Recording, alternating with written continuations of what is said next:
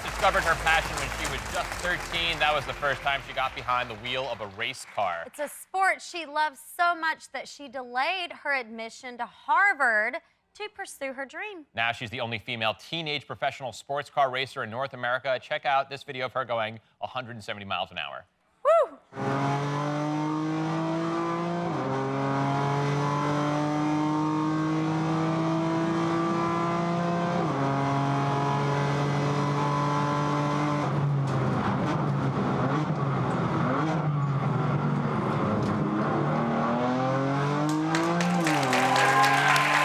Welcome, Aurora Straus.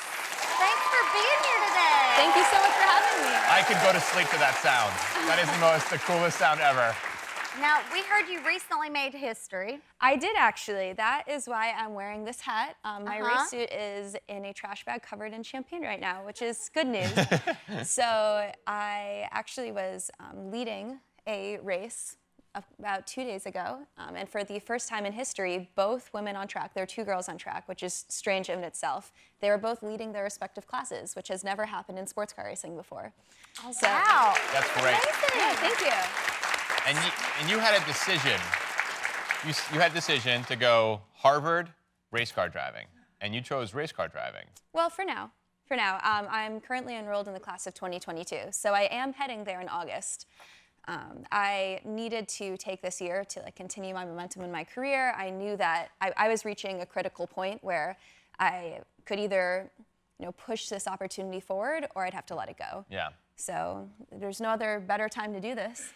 So how did you get into sports car racing? So when I was 13, my dad wanted me to learn basic car control just because I've grown up in New York. New York has a lot of black ice, a lot of bad weather. So if you go out in a parking lot somewhere and learn how to correct a slide and get to know your car, that can be the difference between a scary day and a really bad day. Right.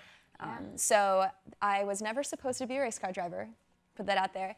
And our family friend, Stephen McAleer, got right seat with me the first time I went behind the wheel in an old Mazda Miata.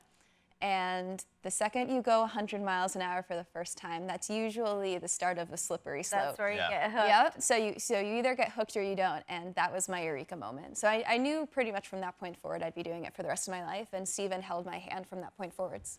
Tell us about your first race. So my first race was in a Mazda MX-5. It was in a series called the Battery Tender Mazda MX-5 Cup, so it's considered semi-professional. And I was running on Steven's team, actually. That was the first year that he had decided to help run one. So I got behind the wheel for the first time with Mod Space, with Steven, and I did 2 partial seasons in that car. And your sport is different. It's not NASCAR. We're talking about in the break. Your sport, it's sports cars. So it's like BMW's, Porsche. Yes, it's really similar to cars that you would see on the road. So the car that I'm in this year is a BMW M4 GT4 car. It's almost exactly the same as the M4 that you'd see on the roads. There are a lot of modified parts in it that you wouldn't necessarily expect. The biggest one is it has a roll cage, which it sounds like what it is. It's designed to protect you if you're rolling. Yeah. You're stuck in the car. Like, you cannot physically move. I usually joke when I'm strapping people in that if you feel like you can breathe, the straps aren't tight enough. Well, that's fun. Yeah. Oh, nice. Yeah. You get used to it, though. It's like Ben's kind of ride. Yeah, right, yeah. Do people find you, when they're racing against you, is it like, this is no big deal? Or they're like, wow, this girl really has some serious skills? It was a big hurdle for me when I was first starting out, and I found that it's much easier for me in professional racing, because once you get your name established in the paddock, it's people know me, people respect me. That wasn't true when I was first kind of entering the world when I was 16. So I think that for every one driver that has treated me differently and has expected to just be able to pass me and wants to push me off track rather than race me fairly, I've met at least 50 that really respect me because they want role models for their sisters and their daughters and their wives, and there just aren't that many of us women out there. That's terrific. Yeah. How has racing changed since you started?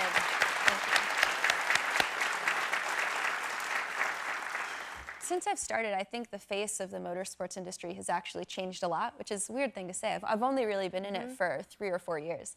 And I credit a lot of it to, just recent social shifts. But when I started, it was really hard for me to find role models. And I've actually had a lot of girls come up to me at autograph sessions and before races who, first of all, have road tripped hours long with their families to come watch me race. And they always use the word allowed, which like gets me every single time I think about it. They say, I didn't know girls were allowed to race. And I have seen that happen less and less. So the first year I was racing, I heard the word allowed dozens of times every race weekend. I almost never hear it now. And I used to be one of the only women out on track. Now I'm consistently with another woman on track. So that in of itself is really rare, is just knowing that there's another girl out there is really powerful. I love it.